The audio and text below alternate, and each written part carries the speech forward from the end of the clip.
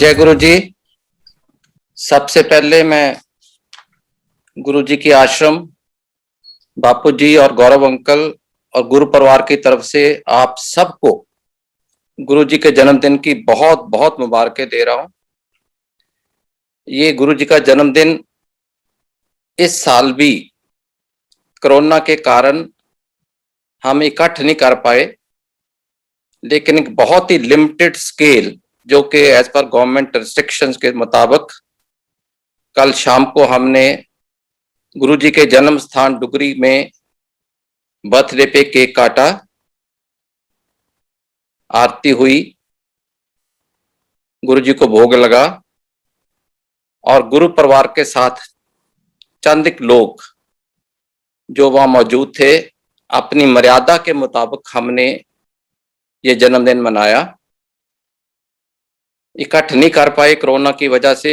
उम्मीद करते हैं कि अगला साल अगर इस महामारी से दूर हुए तो हम सारी संगत के साथ मिलकर फिर मनाएंगे जैसे कि पहले मनाते आए हैं। इस मौके पे मैं आपके साथ शेयर करना चाहता हूं कि हमने गुरु जी का बर्थडे जब भी मनाते हैं, कोई ना कोई इनोवेटिव नई चीज जो गुरु जी की मर्यादा के मुताबिक हो, गुरु जी की चाहत के मुताबिक हो, जिसको गुरु जी बहुत पसंद करते थे, परसू करना चाहते थे, उन उपलब्धियों के साथ हम ये हर साल मनाते हैं।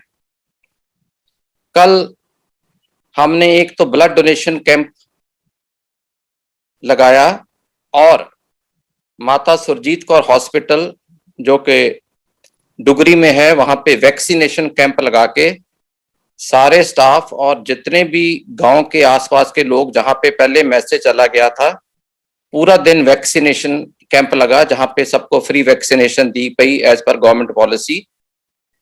और ये एक बहुत बड़ा कदम था क्योंकि बहुत सारे गांव में वैक्सीनेशन की बहुत हेजिटेंसी है, रेजिस्टेंस है।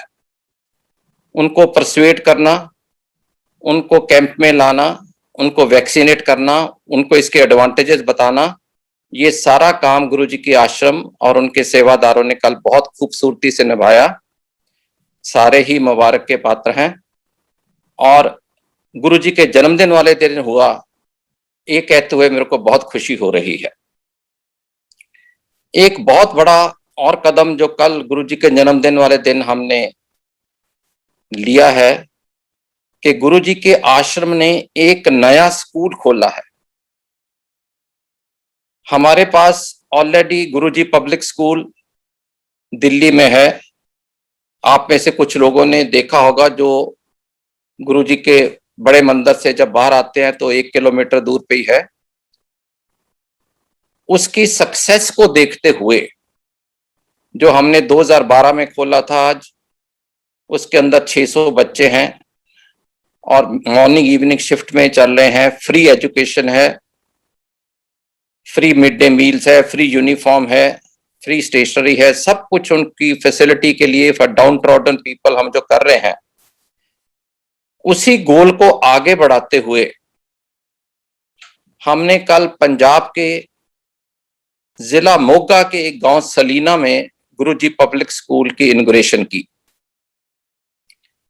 ये स्कूल 2017 में किसी गुरु जी के भगत ने शुरू किया था, लेकिन कोविड की वजह से बढ़ नहीं पाया, बच्चे छोड़ गए। तो उन्होंने गौरव अंकल को रिक्वेस्ट की कि अगर गुरु जी का आश्रम ये स्कूल चलाए तो उस गांव में, आसपास के गांव में लोगों का बहुत भला होगा। ये बात स्वीकार की गई और कल जाके हमने विधिवत उसकी इनॉग्रेशन की।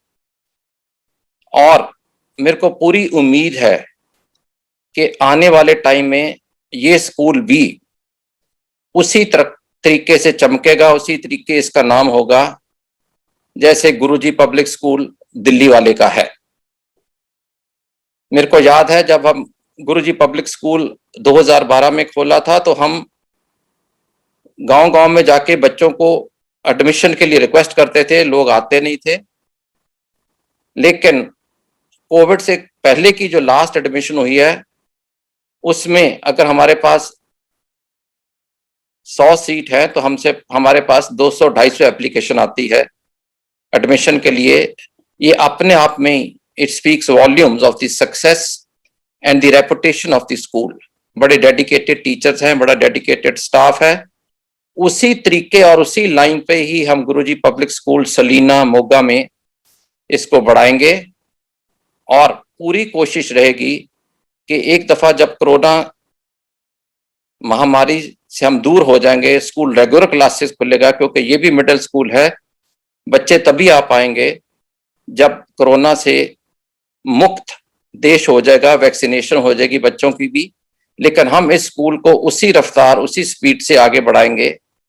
ये गुरुजी की ब्लेसिंग के साथ ही चलेगा। आप लोगों की सपोर्ट, संगत की हमेशा ही सपोर्ट जो है, क्योंकि गुरुजी कहते थे मैं संगत में बसता हूं, तो हम संगत को हमेशा ही बहुत इंपॉर्टेंस देते हैं, उच्च स्थान देते हैं, और इसीलिए मैं संगत के साथ ये शेयर भी कर रहा हूं।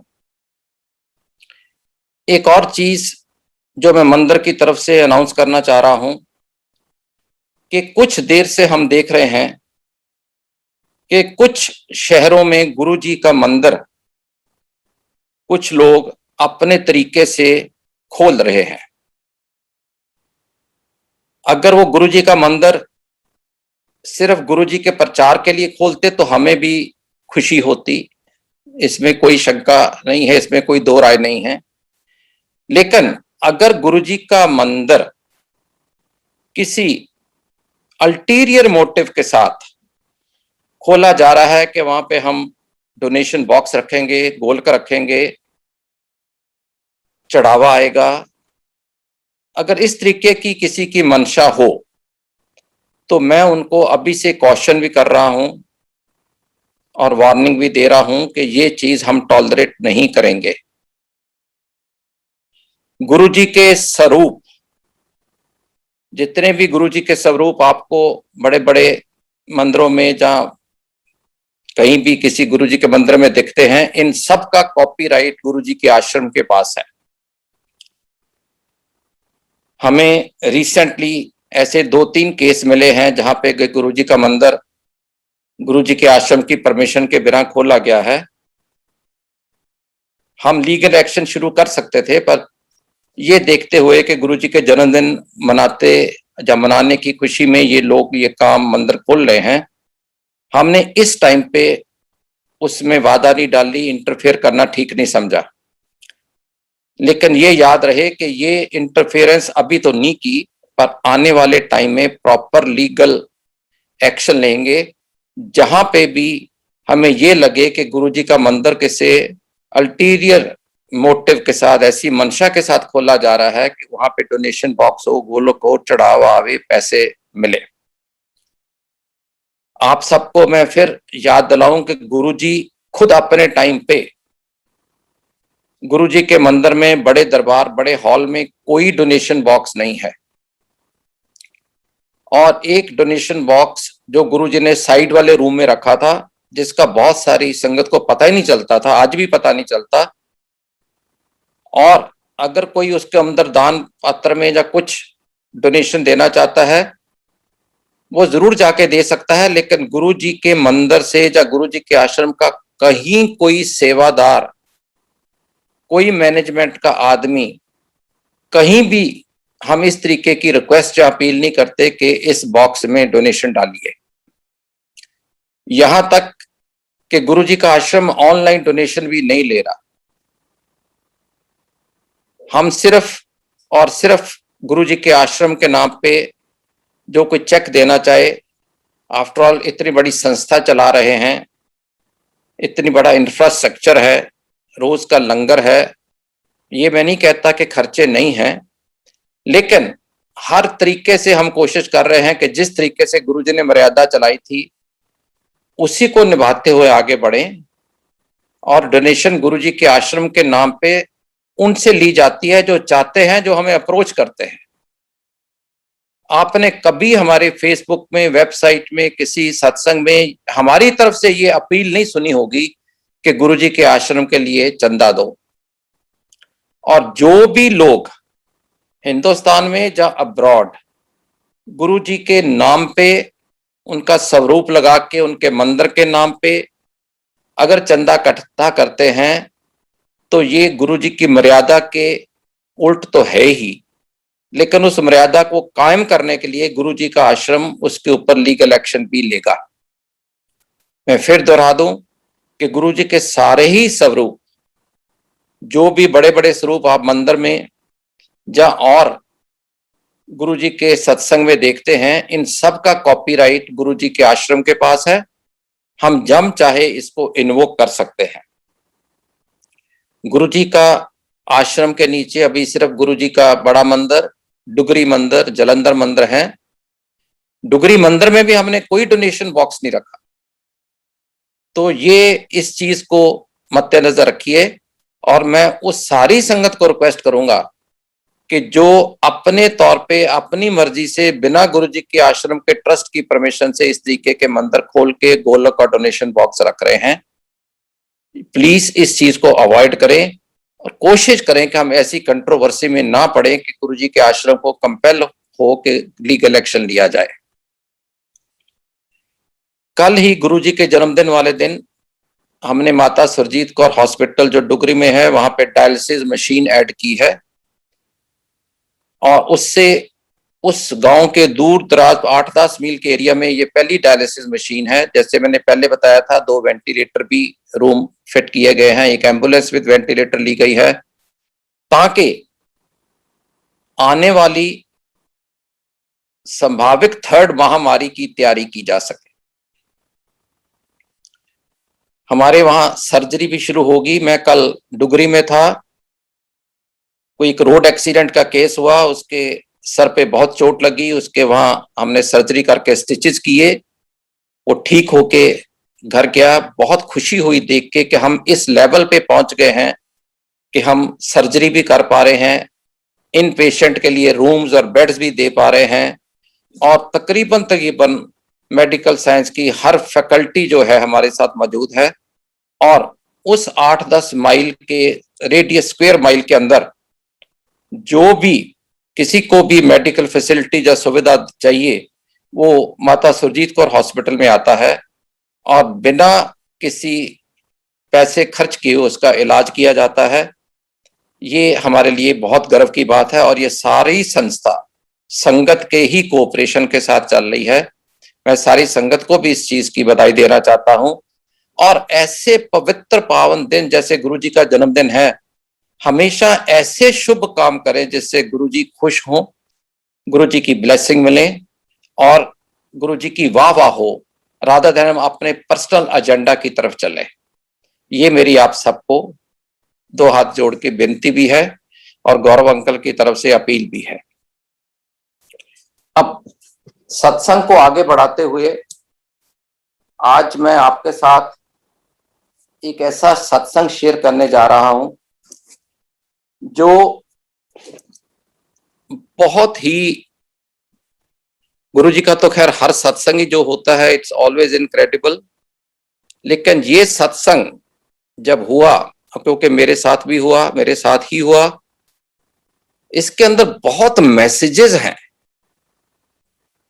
अगर इस सत्संग को ध्यान से सुनेंगे तो इसके अंदर गुरु जी ने बहुत तरीके से आपको संगत को मैसेज भी दिए हैं, प्लस कैसे गुरु जी अपने भक्तों का ख्याल करते हैं हर स्टेज पे। आप देखोगे एक एक स्टेज के ऊपर वो गुरु जी ने अपने संगत की, जिनका मैं सत्संग सुना चाह रहा हूं, उनकी रक्षा की। और ये बड़े ध्यान से सुनिएगा। सबसे पहले संदेश जो गुरु जी ने इसमें दिया, जो गुरु जी खुद कहा करते थे कि जब मैं ड्रीम में आता हूं तो भला ही आपको लगे कि ये सपना है, पर गुरु जब ड्रीम में आते हैं तो एक्चुअली ही आते हैं। आप में से किसी को भी अगर सपने में गुरुजी आते हैं तो गुरुजी खुद ही आपको ब्लेस करने आए हैं, जब मैसेज देने आए हैं। आप इसको आम सपना समझ के मत इग्नोर करिए, जैसे कि हमारे अक्सर सपने आते ही रहते हैं। ये बात आज से 10-12 साल पुरानी है। मैं उस समय गवर्नमेंट सर्विस में था। I was a Fairlie senior officer with the government. हमारे एक बहुत अच्छे फ्रेंड, संगत से ही बने हुए जुड़े हुए फ्रेंड, उनकी बेटी की शादी थी। फॉर सम रीजन उनके पेरेंट्स सेपरेट हो चुके थे। लीगली डिवोर्स नहीं हुआ था क्योंकि बच्चों की वजह से ठीक नहीं समझा गया होगा, लेकिन they were staying separately. The children were with the mother. जब उसकी लड़की की शादी थी तो नेचुरली जब शादी तय हुई तो उनकी मदर को बहुत चिंता थी स्वाभाविक तौर पे कि ये सारा काम ठीक ठाक हो जाए, कहीं मेरा हस्बैंड इसके अंदर कोई इंटरफेयर करके, पंजाबी में कहते हैं भाजी ना मार दे, मीन जिसको कोई इस तरीके की एम्बेरसमेंट या कोई इस तरीके की सिचुएशन ना क्रिएट कर दे जिसमें हमें ये शादी की रस्म करने में कुछ प्रॉब्लम आए। और ये बात वो आंटी अक्सर हमारे 2 4 5 लोग जो इसमें इन्वॉल्व थे उनसे बात करते होते थे। जब भी हम कोई अरेंजमेंट के बारे में बात करते थे, बात कहते थे गुरुजी मेहर करें, कहीं अगर उसको पता चल गया तो ये ना कर दे, वो ना कर दे। वो एक रिटायर्ड फौजी है, पुराना हस्बैंड पॉलिटिशियन भी है, गुस्सा भी बहुत तेज है, गनमैन भी अपने पास रखता है। तो उस सब चीजों को मद्देनजर रखते हुए आंटी को बड़ी परेशानी थी, विच इज नेचुरल। पर गुरुजी के काम कभी नहीं रुकते, लेकिन काम करने का तरीका गुरुजी ही जानते हैं किस काम को कैसे करना है। तो जब ये सब चल रहा था, मैरिज के बारे में अरेंजमेंट, हॉल की बुकिंग करनी, बारात को रिसीव करना, केटर अरेंज करना, ये सब चीजों में हम संगत के ही 5-7 लोग आंटी के साथ कोऑपरेट करके इन्वॉल्व थे। तो एक दिन early morning, may be around 5 और सो, मेरे को ड्रीम आता है जिसमें साक्षात गुरुजी मेरे ड्रीम में आए और कहने लगे, नारंग अंकल आज फलां फलां लड़की की शादी है और उसके अंदर उसका फादर आके न्यूसेंस क्रिएट करने की कोशिश करेगा। वो बारात के साथ ही एक छुप छुप के साथ ही आ जाएगा अंदर, आपको पता भी नहीं चलेगा।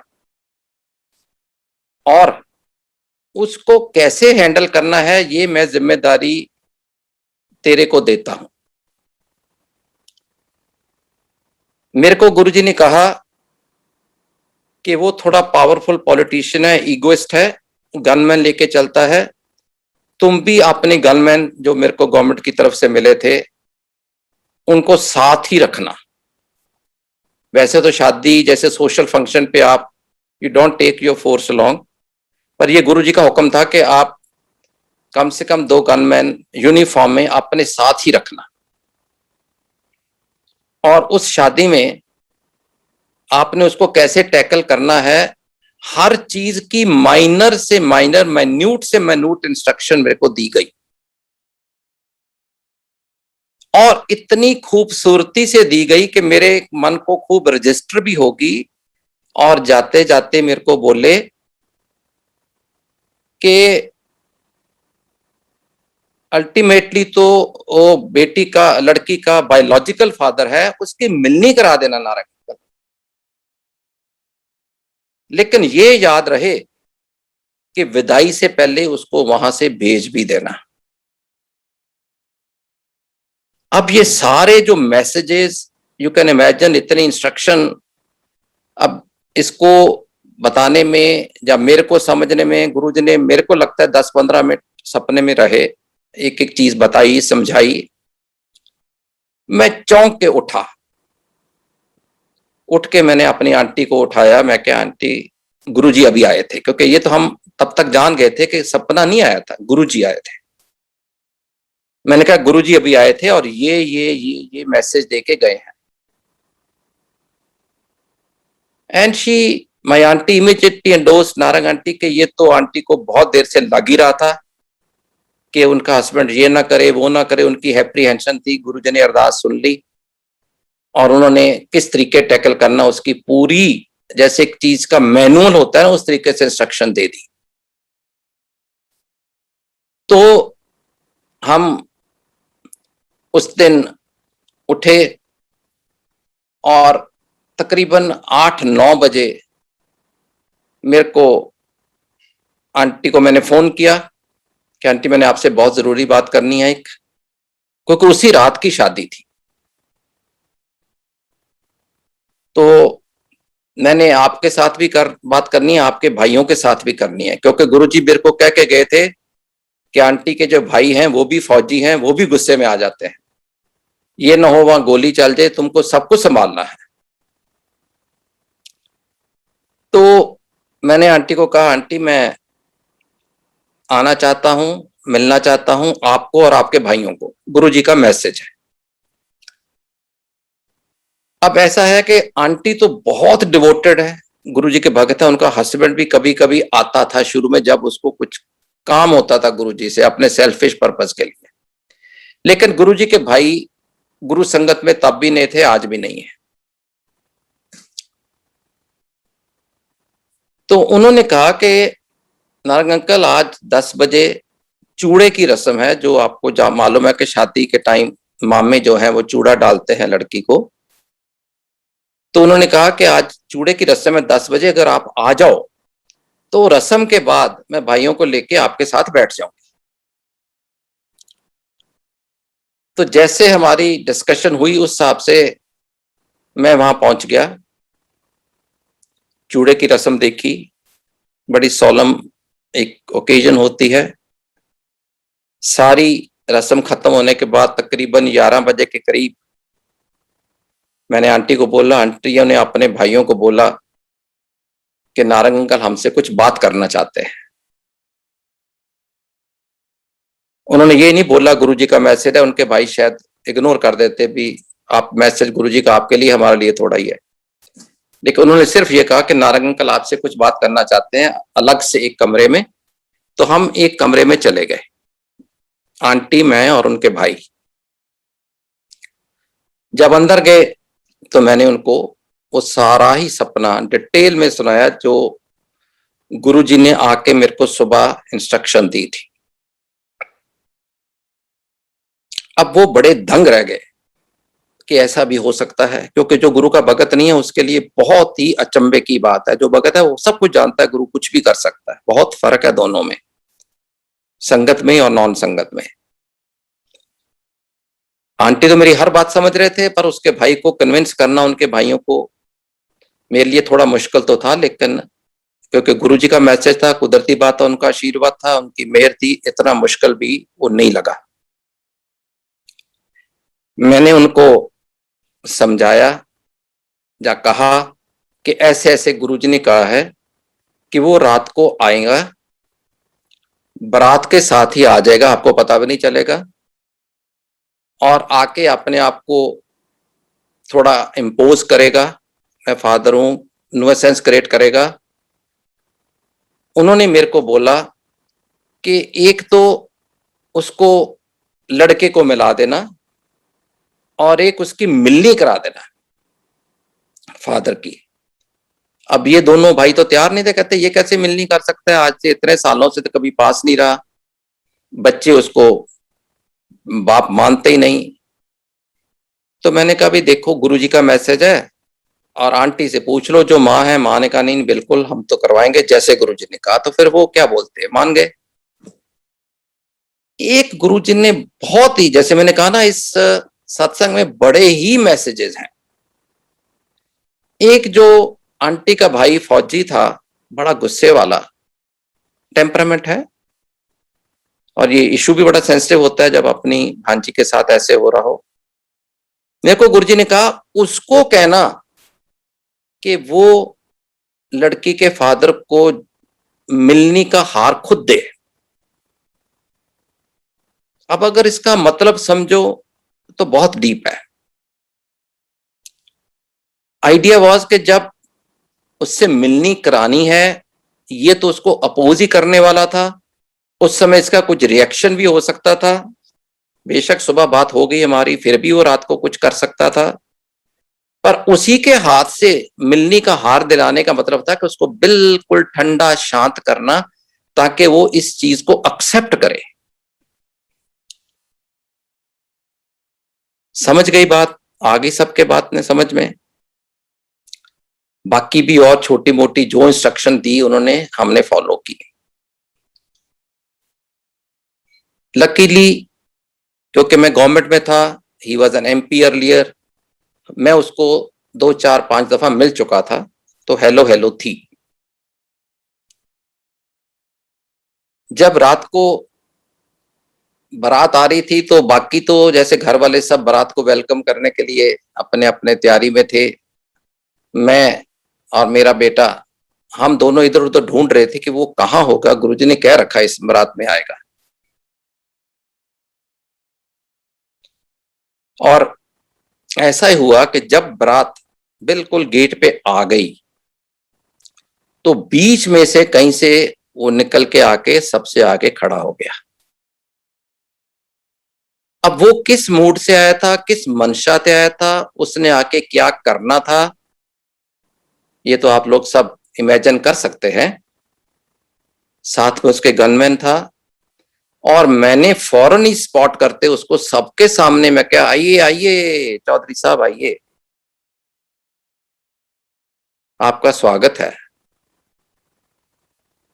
ही वॉज टेकन बैक कि I am being welcomed here, where he was apprehending that he will be thrown out. वो सोचा ये कैसी सिचुएशन हो गई। उसने कहा आप कौन? मैं क्या, आपने मेरे को पहचाना नहीं? I am so and so. कहने अच्छा अच्छा अच्छा, याद आ गया। और उनको हम बारात की तरफ से उठा के अपनी तरफ ले आए, बिकॉज वो तो लड़की का फादर था। और मैंने जाके लड़का दूल्हा जो वहां खड़ा था सामने, उसको बोला ये तुम्हारे फादर ला, इनके पांव छुओ। Graceful of that boy, he immediately came and touched his feet. You can imagine कि ये लड़की का father was not overwhelmed but totally clean bowled भी, ये हो क्या गया। उसके बाद मिलनी की रस्म शुरू होने लगी। जिस आंटी के भाई के साथ इसकी बहुत तू मैं बड़े सालों से थी, उसने आके बड़े ही प्यार से, एज पर आवर अंडरस्टैंडिंग, इनको हार दिया कि बाप की मिलनी आपने करनी है। This was another shock for him. He couldn't believe it कि ऐसा भी हो सकता था मेरे साथ यहाँ पे। उसको जब हार दिया गया, टर्न आई, उसने मिलनी की प्रॉपर तरीके से, as if there is no past in the relationship. तो मिलनी करके बारात अंदर आई, वो सबके अंदर घुल मिल गया जो लड़की वाले थे, क्योंकि कुछ रिश्तेदार तो हर के ऐसे कॉमन थे ही जो उनको जानते थे कि उनकी शादी भी काफी साल रही थी, सेपरेशन हुए भी काफी साल हो गए थे, दैट्स अनदर इशू। कुछ कॉमन फ्रेंड्स से, तो अपना खूब इधर उधर घूम, हर एक से मिल, खाना खा, मतलब उसको ये फीलिंग ही नहीं हुई कि इज एन आउटसाइडर, ना हमने उसको ये फीलिंग होने दी। जब खाना खूना हो गया, फेरों का टाइम आया, तो हमने इसको रिक्वेस्ट की कि अब आप प्लीज चले जाइए, क्योंकि गुरुजी का हुक्म था कि कन्यादान इसके हाथ से नहीं करा। और हम तो गुरु भगत हैं, हम तो इससे मिस नहीं करेंगे अगर गुरु ने कह दिया तो। अब ये जाने को तैयार नहीं। इसने कहा कि क्यों, मैंने जब मिलनी की है तो कन्यादान भी मैं ही करूंगा। हमने उसे बहुत रिक्वेस्ट की, कोशिश की, देखो हमने आपको वेलकम किया, आपसे मिलनी कराई, आपको इतनी इज्जत दी जो आपको एक्सपेक्टेड नहीं होगी, लेकिन अब हमारी रिक्वेस्ट है कि लड़की नहीं चाहती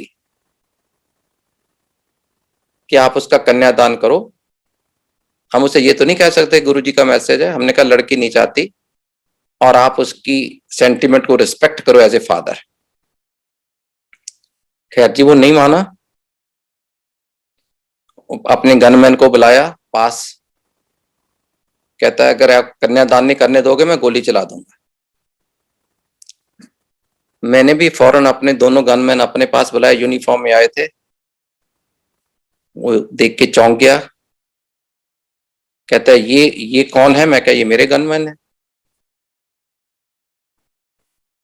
कहता है देखो अगर आप झगड़े या लड़ाई पे आए हो तो मैं अभी फोन करके पुलिस कमिश्नर को एक बटालियन मंगा लूंगा। मैं कहा जी आप मंगा लीजिए, मैं भी फोन कर लेता हूं, मैं भी मंगा लेता हूं, आप लड़की की शादी पे आए हो, ऐसा सोचना ही एज ए फादर आपके ऊपर शोभा नहीं देता। आप एक सॉलम ओकेजन पे आए हो, आप इस तरीके की बातें कर रहे हो। हमने आपको इतनी इज्जत दी जो आपको उम्मीद नहीं थी, लेकिन अब हम कह रहे हैं कि लड़की नहीं चाहती आप कन्यादान करो, तो आप उसी ग्रेस से चले जाओ जिस ग्रेस से आपको हमने यहां इतनी देर 2-3 घंटे झेला है। एनीवे, उसको और भी लोगों ने कहा, मैंने भी समझाया, वो समझ भी गया कि I am also having authority, मैं भी गवर्नमेंट में सीनियर अफसर था, अगर उसके पास एक कॉप था मेरे पास भी थे, अगर वो बुला सकता था बट फोर्स तो मैं भी बुला सकता था, समझ गए इतनी देर में। तो he says okay Narang uncle, आपने मेरे को जो इज्जत दी उसका शुक्रिया, पर मेरे को अच्छा तो नहीं लग रहा, मैं पर मजबूरी में मैं जा रहा हूं। खैर अल्टीमेटली वो निकला। मैंने अपने लड़के को बोला, मैं क्या बेटे जाके इनको सी ऑफ करके आओ। मेरे लड़के अमन ने उनको सी ऑफ किया और मैंने उसकी यही ड्यूटी लगाई कि आप देखते रहना कि कहीं वो वापस ना आ जाए। शादी तो अंदर थी, वो बेचारा गेट पे आसपास सब चक्कर लगा के इसी पे लगा रहा कि कहीं वो वापस नहीं आ जाए। ये जो हीटेड आर्गुमेंट उसके साथ चली कि मैं नहीं जाऊंगा, कन्यादान ही करूंगा, और मैंने कहा कि नहीं आप जाइए, कन्यादान नहीं आप करेंगे, ये 1-1.5 घंटा चली, अब not that at least more than an hour, और शादी का मुहूर्त का टाइम निकला जा रहा था। अंदर लड़की को ये खबर मिल गई कि उसका बाप ऐसे ऐसे कर रहा है, वो जाने को तैयार नहीं है, क्योंकि हमने लड़की के साथ भी वो गुरुजी का मैसेज शेयर किया था।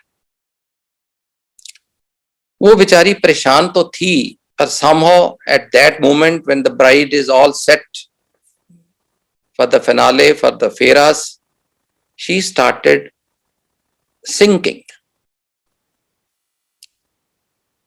उसको मेडिकल प्रॉब्लम हुई, हमें डॉक्टर बुलाना पड़ा, उसकी पल्स बहुत लो हो गई, उसको ड्रिप देना पड़ा इमीडिएटली, और ये सब कुछ चल रहा था। आंटी बहुत परेशान थे, इसको निकालो जल्दी से, मेरी लड़की को क्या हो जाएगा। अब हम अपने तरीके से कर रहे थे, लेकिन we couldn't force him beyond a point, just to avoid confrontation. लड़के वाले भी क्या सोचते कैसी फैमिली है, हालांकि लड़के वालों को ये सब पता था कि उनकी सेपरेशन है, उनका रिलेशन ऐसे है, कुछ छुपाई बात नहीं हुई थी, लेकिन ऑन द स्पॉट अगर ऐसा कोई सीन क्रिएट हो जाए तो वो तो एम्बैरेसमेंट रहती है हमारे लिए भी और उनके लिए भी। तो कर करा के फिर वो जब सिंक कर रही थी, उसको ड्रिप लगा, सब कुछ हुआ, नारंगा आंटी के मन में पता नहीं क्या आया, जब गुरुजी ने ही जरूर डाला होगा मन में, इसने अपने इमीडिएटली मोबाइल पे जाके एक शब्द सो सतगुर प्यारा मेरे नाल है उस लड़की के कान के साथ लगा दिया। शी वाज अनकॉन्शियस, मैंने बताया सिंग कर रही थी, वो अनकॉन्शियस थी। जब जब वो शब्द बजता गया, चलता गया, लड़की को होश आती गई, लड़की ने आंख खोली और शब्द खत्म होने तक या उससे पहले ही she was conscious, she was alert, and we told her कि तुम्हारा जो फादर है he has left the scene, अभी हम फेरे करेंगे। She was naturally happy, she gained her confidence. फेरे हुए, कन्यादान किया गया जिसने भी फैमिली में से करना था, और खुशी खुशी डोली लेके वो चले गए। ये चीज मैंने जो आपको बताई कि शी वॉज सिंकिंग, ये चीज मैं इसलिए सब्सटेंशिएट अप करने लगा हूं कि एक डुगरी में से ही, मैं नाम नहीं लूंगा, डुगरी में से ही एक शख्स जो गुरुजी के साथ बहुत प्यार थे, उसकी मदर तो गुरुजी का बहुत ही प्यार था, वो भी शादी पे आया हुआ था। अब उनकी मदर को कि बहुत बुजुर्ग हो चुकी थी, नहीं आ पाई, वरना जरूर आती। जब ये गांव वापस गया अगले दिन, और उसकी मदर ने नेचुरली पूछना ही था, बेटे शादी ठीक होगी? इसने कहा हाँ जी बहुत अच्छी होगी। सब कुछ ठीक हो गया? कहते हाँ।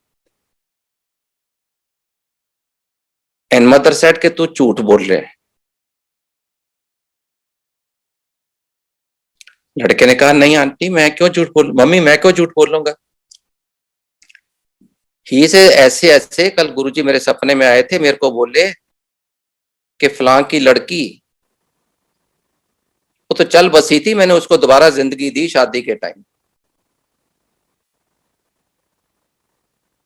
तब उसको सब बताना पड़ा, कैसे सिंग करते करते अनकॉन्शियस होगी, पल्स ऑलमोस्ट नेग्लेजिबल हो गई थी, और कैसे सारे घटना को बताते हुए कैसे उसको दोबारा होश आई, ये हुआ, सब कुछ बताया फिर उसने सारा। तो उसकी मदर ने पहले कह दिया, मतलब आप ये सोचोगे एक तरफ से कि ये मेडिकल साइंस है, उसको ड्रिप दी, दवाई दी, वो ठीक हो गई, लेकिन दूसरी तरफ गुरुजी बता रहे हैं कि उसको मैंने ही दोबारा लाइफ दी है, मैंने ही दोबारा जिंदगी दी है। वो शब्द भी गुरुजी के ही सोच से किसी ने लगाया, आंटी ने लगाया। शादी होगी, बात खत्म हो गई। जिस केटर ने ये केटरिंग की थी, वो केटर मैंने ही ऑर्गेनाइज किया था, और मैंने उसको 2 4 5 दिन के बाद घर बुलाया, भी पेमेंट सेटल की जाए। जब वो केटर घर आया, कहता जी पेमेंट तो सेटल कर लेंगे, पर मैं आपको एक पहले बात बताना चाहता हूं। मैंने कहा क्या? कहता एक बहुत अजीब हादसा हुआ मेरे साथ उस दिन। मैं क्या? बोलो। कहता उस दिन जब शादी पे मैं आया अरेंजमेंट देखने करने, मैं अपना कार्ड जो है एटीएम कार्ड वो घर भूल आया, जब वॉलेट भूला है, मेरे को याद नहीं क्या बोला, और मेरे को इमीडिएटली पैसों की जरूरत थी, क्योंकि जब शादी का अरेंजमेंट होता है, कभी लास्ट मिनट पे ये खर्चा वो खर्चा, कोई चीज कम पड़ गई, उनको देना, रात को वेटर्स को देना, लाइट वालों को देना, 36 तरह के खर्चे होते हैं। उसने कहा जी मैं वो वॉलेट ही शायद भूल आया या कार्ड भूल आया, मेरे पास पैसों की कमी थी, तो मैंने लड़की के भाई को फोन किया कि आप कितनी देर में आ रहे हो। उसने कहा मैं आधे घंटे घंटे में जो भी पहुंच रहा हूं। उसने कहा जी ऐसे ऐसे एक 50,000 रुपया साथ लेते आना, मैं एटीएम कार्ड घर भूल गया हूं, मैं आज नहीं मांगता आपसे, लेकिन थोड़ी सी मजबूरी है। उसने कहा हाँ नो प्रॉब्लम। वो लड़का भी, घर में भी शादी वाले मेहमान रुके होते हैं, इतने काम होते हैं, सब कुछ वही कर रहा था, फादर है नहीं, वो भी किसी कारण वो पैसे लाने भूल गया। ये नहीं कि देना नहीं चाह रहा था या लाना नहीं चाह रहा था, भूल गया। जब भूल गया तो जब वो पहुंचा तो आते केटर ने कहा अंकल पैसे, उसने कहा अरे वो तो भूल गया। अब वो वापस घर जा नहीं सकता था, उसको बहुत सारे अरेंजमेंट देखने थे, आते भी 2 4 घंटे बाद किसी के थ्रू होते, पर एनीवे ये केटर बड़ा परेशान था। अब ही न्यू मी, बट वो किसको फोन कर करके पैसे मांगता, अजीब सा, उसको शर्म, एम्बेरसमेंट आ रही थी कि जब हिसाब बाद में हो ही जाना है तो मैं कहूँ आज ही दो आज ही दो, ऐसे कोई मिसट्रस्ट वाली बात लगती है। लड़की के ब्रदर को तो कह दिया, इसे सर मैं आपको तो कह नहीं सकता था। बात समझ में आती है? तो कहता साहब उस टाइम जब मैं बड़ा ही परेशान था, एक लंबा ऊंचा आदमी 6 फुट हाइट होगी, कुर्ते पजामे में मेरे सामने आया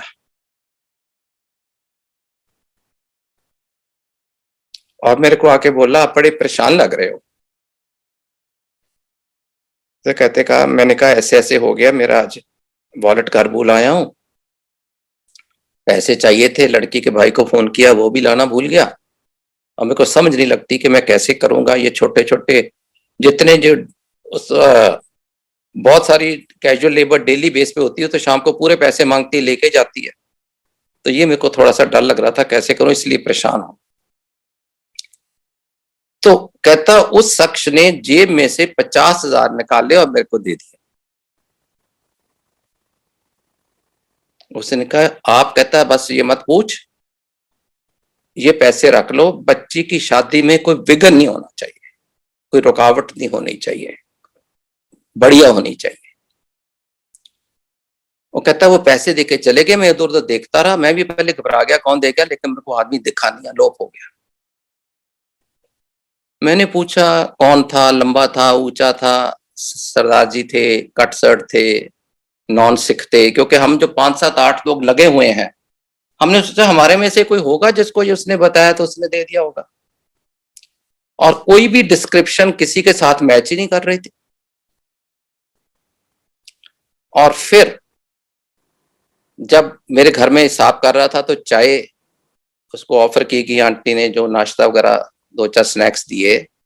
मेरे घर में गुरुजी का स्वरूप एक साइड पे पड़ा होता है, हमेशा ही रहता है पड़ा हुआ। उसकी नजर उस पे गई। उसने कहा, जी ये कौन है? मैंने कहा, ये हमारे गुरुजी हैं। कहता है, गुरुजी हैं? कहते हैं, हाँ। कहाँ रहते हैं? मैंने कहा, अब तो वो महासमाधि ले बैठ चुके हैं, पहले यहाँ यहाँ रहते थे, यहाँ उनका मंदिर है। रो पड़ा।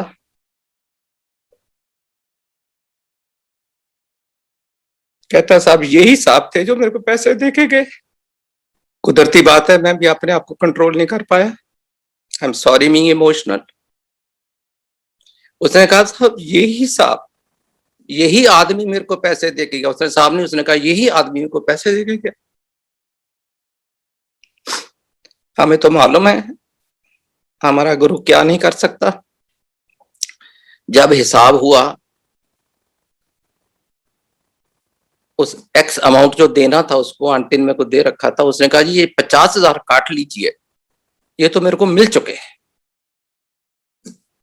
मैंने कहा, अंकल अब क्योंकि आपने खुद ही बता दिया ये पैसे गुरुजी ने आपको दिए हैं, ये हिसाब आपका और गुरुजी का है, हम बीच में नहीं आ सकते, हम आपको पूरी पेमेंट देंगे। तो उसने कहा, जी फिर मैं इसका क्या करूं, मैं तो रख नहीं सकता। मैंने कहा, ये आपकी मर्जी, आप गुरुजी के आश्रम में जाके गोलक में डाल सकते हैं, आप किसी अन्य पुण्य काम के लिए चैरिटी में दे सकते हैं, कैसे भी यूज करो, हम अपने अकाउंट से नहीं इसको डिडक्ट कर सकते, क्योंकि ये तो गुरुजी के दिए। उसने कहा, ठीक है। और फिर उसने जो बात बताई वो भी बहुत अचंभे वाली, क्योंकि जैसे शादी 1 तारीख को हुई, मैं उसको रोज फोन करता था कि बिल सेटल कर, जो बिल सेटल कर रो, अगले 15 दिन नहीं आया था। घर की बात है जी, फिर आ जाएंगे, पर मैंने कहा साहब खत्म होता कि टेंशन खत्म हो जाती है। वो एक डिफेंस एस्टेब्लिशमेंट की केटरिंग में था, वहां पे 3 अप्रूव्ड केटरर थे, तो उनको टर्न मिलती रहती थी, कभी किसी को कभी किसी को। हमने इसको सिलेक्ट कर लिया बिकॉज मैं इसको जानता था। वो कहता जी, मैं घर जाके जिस दिन मेरे को ये 50,000 मिले, मैंने घर जाके अपनी मदर को बोला कि ऐसे ऐसे एक आदमी आया था, वो मेरे को ये इतने पैसे देके चला गया और अलोप हो गया, दिखा ही नहीं। और कहता है मेरी मदर ने, वो बहुत रिलीजियस लेडी हैं, उन्होंने कहा कि बेटे ये तो कोई परमात्मा आई है, कोई महापुरुष आए हैं, तो बड़ा भाग्यशाली है, तो बड़ा ब्लेस्ड है कि तेरे उन्होंने तेरे को ये ब्लेस करके गए, देखना तेरे को बड़े भाग लगेंगे, मदर ने कहा। He took it as motherly blessing कि माँ तो हमेशा चाहती है मेरा बेटा राइज करे, उसको हर तरह भाग लगे। लेकिन कह रहा है कि साहब उस दिन के बाद अगले 10, 12, 15 दिन में जब भी आप मेरे को बुलाते थे हिसाब करने और मैं नहीं आ पा रहा था, ऐसा मेहर हुई उस महापुरुष की, गुरुजी की, कि उस क्लब में डिफेंस वालों की, जहां पे बाकी 2 और केटर थे, उनके कुछ ऐसे कारण हो गए कि उन सब ने अपने अपने कह दिया कि हम नहीं कर सकते, सबके ही ऑर्डर कहता मेरे को मिल गए। और कहता उन दौरान एक बहुत बड़ा इनका फंक्शन होता था, air force day, annual air force day, जिसके अंदर 2000 आदमी आता है, जिसके अंदर president, air marshal, chief marshal सारे ही आते हैं। कहता उसकी केटरिंग भी मेरे को मिल गई, और उसके बाद मेरा ऐसा नाम चला है कि मैं धन्य है, समझ नहीं सकता। आज वो गुरु भगत है, बहुत गुरु भगत है। जैसे कल गुरुजी का जन्मदिन था, हर जन्मदिन पे मेरे को कहता है मैंने कुछ सेवा करनी है, मेरे से कुछ करो, जो मर्जी खुशी से, मैं कहता हूं जो करना करो। लेकिन इस तरीके गुरु जी अपने भक्तों के ऊपर मेहर करते हैं, कैसे सपने में आना, कैसे मैसेज क्लियर देना। इतनी खूबसूरत इंग्लिश, में को ये तो मालूम है गुरुजी डबल एमए, उन्होंने कभी अपने हमारी बातों में कभी उन्होंने इस तरीके की इंग्लिश की वर्ड यूज नहीं किए कि नारायण वो तो बायोलॉजिकल फादर है, उसकी मिलनी करा देना। किस तरीके वो सारी रस्म का संपन्न करना, गुरुजी की मेहर, उनकी इंस्ट्रक्शन के मुताबिक कैसे लड़की का सिंक करना, कैसे गुरुजी का आके डुगरी में उनकी अंकल की मदर को बोलना कि मैंने उसको सेकंड लाइफ दी है, कैसे केटर के पास आना, कैसे फिर उसको ब्लेस करना कि उसने पूरा अरेंजमेंट बहुत अच्छा देखा। अगर आप इसको एनालाइज करो तो कितने ही मैसेजेस मिलते हैं, और किस तरीके से गुरु की महिमा हमें पता चलती है कि जब गुरु देने पे आता है, जब गुरु बख्शिश करता है, गुरु अपने भक्तों का कल्याण करना चाहता है, तो वो हर चीज को मन में रख लेता है कि ये मुश्किल आ सकती है, ये आ सकती है, हर जगह साथ खड़वा रहता है। तो ये बहुत बड़ी एक गुरु वाली बात है। संता के कारज आप खुलोया, हर कम करावन आया राम। ये शब्द भी लगता था कभी कभी कि गुरु जी खुद ही खड़े होके अपने भक्तों के काम करते हैं। ये सत्संग उन सब के लिए है जो संगत में हैं, जो नए जुड़े हैं, उनके लिए बहुत जरूरी है समझना कि गुरु जी का ड्रीम में आना मीन गुरु जी का आना। बहुत भाग्यशाली हैं जिसको गुरु जी ड्रीम में आते हैं, कभी दर्शन दे जाते हैं, कभी ब्लेस कर जाते हैं। अगर मेरे को भी उन्होंने कुछ इंस्ट्रक्शन दी तो मेरे को उन्होंने इस काबिल समझा, मेरे को ब्लेस ही किया। तो एक चीज और मैं कहना चाहूंगा कि जब से कोरोना शुरू हुआ, बहुत लोग ये कहने लगे कि अंकल मंदिर बंद है, पता नहीं संगत आना बंद हो जाएगी, कुछ लोग छोड़ जाएंगे। लेकिन जो गुरु की महिमा और गुरु की भगत है, वो तो इतने डिवोटेड इस तरीके से मैसेज दे रहे हैं कि जितनी नई संगत कोरोना में जूम के सत्संग सुन सुन के नई संगत जुड़ी है। और मैंने पिछले दिनों जैसे आपको बताया भी था, जब ई पास पे 6 महीने मंदिर खुला था, 15 से 20% नई संगत आई। आज भी नई संगत के बहुत फोन मैसेजेस आते हैं। कल गुरु जी का जन्मदिन दुनिया भर में मनाया गया, world over, America, Canada, Sydney, London, Singapore, Kuwait, कई जगह से हमको मैसेजेस भी आए, इस टाइम पे हमारा सत्संग है, इस टाइम पे हमारा सत्संग है, प्लीज शेयर करिए, प्लीज ज्वाइन करिए। बहुत खुशी होती है। और ऐसे सत्संग सुन के आपका दृढ़ विश्वास इतना मजबूत हो जाता है कि नई संगत के लिए तो ये हैं ही बड़े, आई वुड से कि बिल्कुल होंठ खड़े करने वाले, लेकिन पुरानी संगत का भी दृढ़ विश्वास जो कभी कभी हर चीज को कि हम कभी टेक फॉर ग्रांटेड ले लेते हैं, बैक ऑफ द माइंड चले जाता है, वो भी टैप करके गुरुजी उसको आगे ले आते हैं और वो कहते होंगे सी मेरे नाल जुड़ो ते फिर देखो मौजा, फिर देखो ऐश। तो मैं एक दफा फिर बापू जी की तरफ से, गौरव अंकल की तरफ से, गुरुजी के आश्रम की तरफ से, देश विदेश की सारी संगत को गुरुजी के जन्मदिन की मुबारक देता हूं। गुरुजी हमेशा आपके सिर के ऊपर ब्लेस करे ताकि आप ऐश करो। गुरुजी कल्याण करें। जय गुरु जी।